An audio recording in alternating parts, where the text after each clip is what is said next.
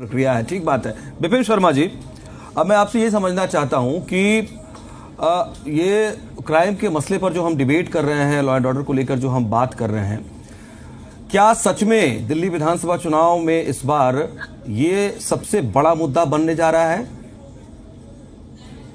मनोज जी, ये सवाल बहुत अहमियत रखता है। देखिए, it can definitely be one of the issues but not the deciding factor, क्योंकि दिल्ली वाले बहुत समझदार है। कई मुद्दे हैं प्रदूषण को लेकर, और यहां पर भले एक शुरुआत करी है, इसमें भी कोई शक शुबा नहीं। आम आदमी पार्टी की सरकार ने कुछ अच्छी उपलब्धियां हासिल करी है, लेकिन अभी सफर लंबा है। और जैसे कि मैंने पहले बोला, उस बात को आगे बढ़ाते हुए कि पूर्ण राज्य का ओहदा नहीं मिला हुआ, विश्व में जितनी भी राजधानी है उनको पूर्ण राज्य का ओहदा नहीं मिलता, उसके पीछे कारण होता है, तो वो भी हमें स्वीकार करना पड़ेगा।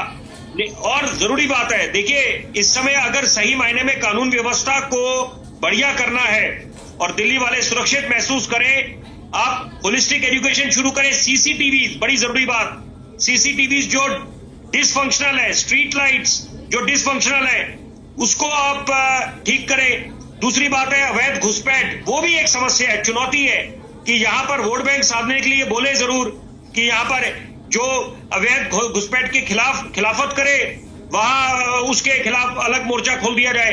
तो यानी कि इसका मतलब है कि आपको सोचना पड़ेगा कि दिल्ली राजधानी है, तो यहां पर अगर अवैध घुसपैठ एक समस्या है, चुनौती है, उस पर भी आपको काबू पाना है। वहां पर जब तक एक मंच पे बैठेंगे नहीं नेता हमारे, तो वहां पर आप समस्या का समाधान नहीं निकाल पाएंगे। एक बड़ी जरूरी बात मैं चाहता हूं, क्योंकि अभी मैं बड़े ध्यानपूर्वक सुन रहा था। देखिए,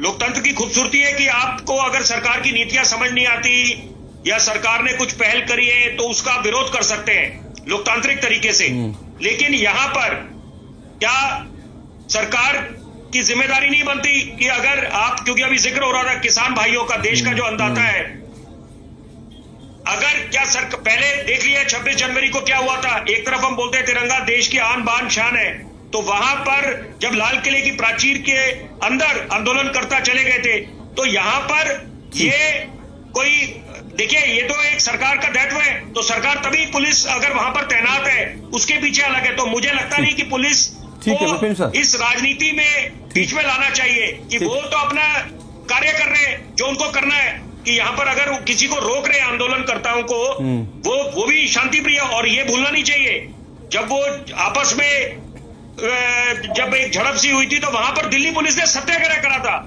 तो ये भी कितनी प्रशंसनीय बात है। तो ये बातें, जिन चुनौतियों, विपरीत परिस्थितियों में पुलिस वाले काम करते हैं, उसको भी मद्देनजर लेके चलना पड़ेगा।